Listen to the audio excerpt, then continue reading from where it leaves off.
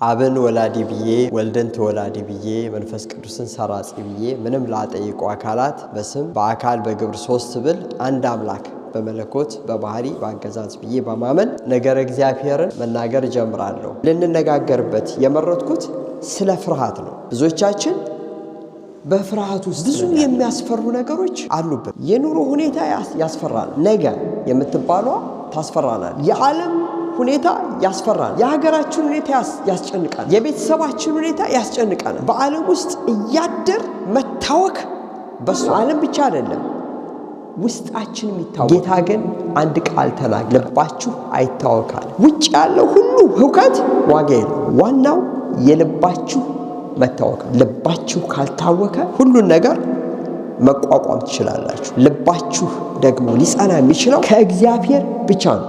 እግዚአብሔር ብቻ ነው የኛን ልብ ሊያጸና የሚችለው።